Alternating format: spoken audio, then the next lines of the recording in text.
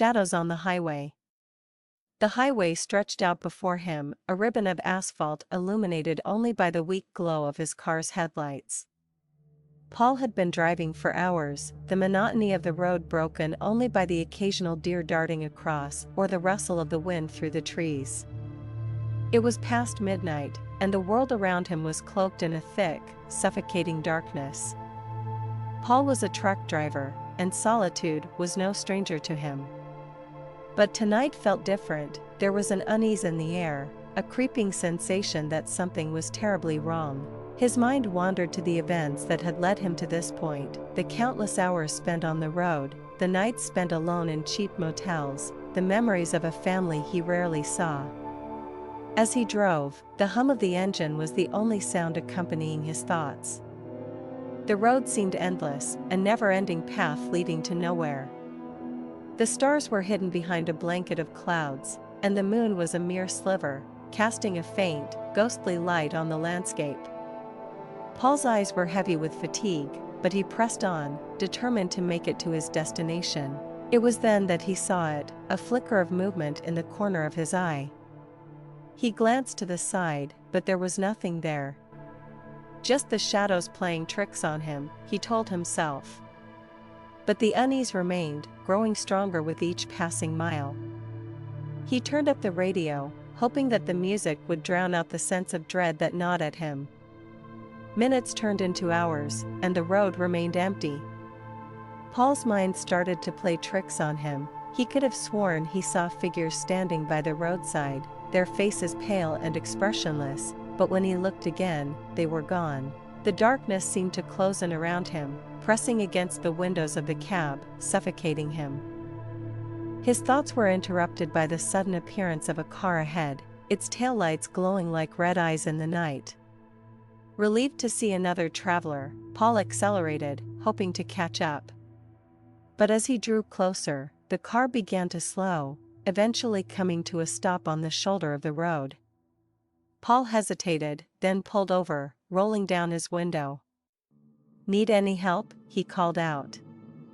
A woman emerged from the car, her face pale and drawn, eyes wide with fear. "My car, it just died," she stammered. "I don't know what happened." Paul nodded, stepping out of his truck. The air was frigid, and the wind howled through the trees like a chorus of lost souls.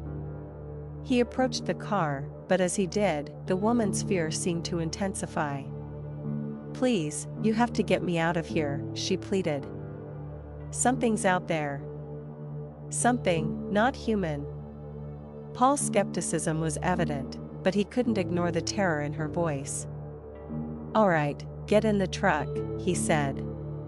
"I'll take you to the next town." The woman climbed into the passenger seat, her hands trembling. Paul glanced at her, trying to offer a reassuring smile. "It's probably just the wind," he said. "Nothing to worry about."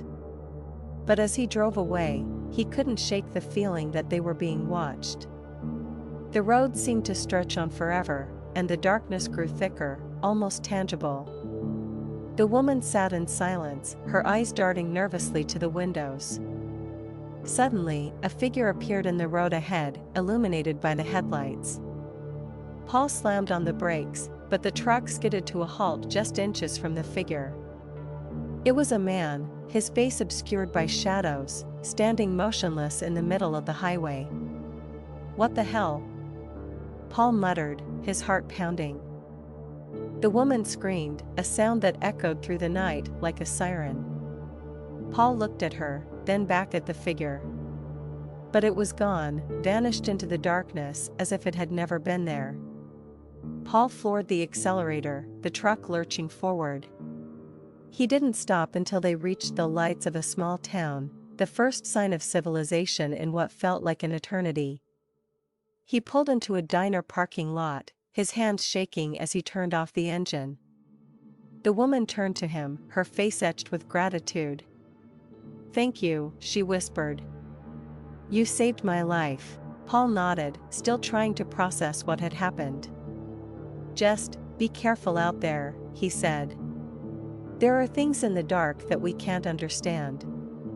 As the woman walked away, Paul sat in silence, the events of the night replaying in his mind. He knew he would never forget the terror he had felt, the sense of being watched, the figure in the road. He started the truck again, the engine rumbling to life. The road called to him, and he knew he had to keep moving, had to keep driving. For in the depths of the night, when the world is cloaked in darkness, there are things that lurk just beyond the edge of the headlights, things that wait in the shadows. And as Paul drove on, he couldn't shake the feeling that, no matter how far he went, they were always right behind him, waiting for their chance to strike.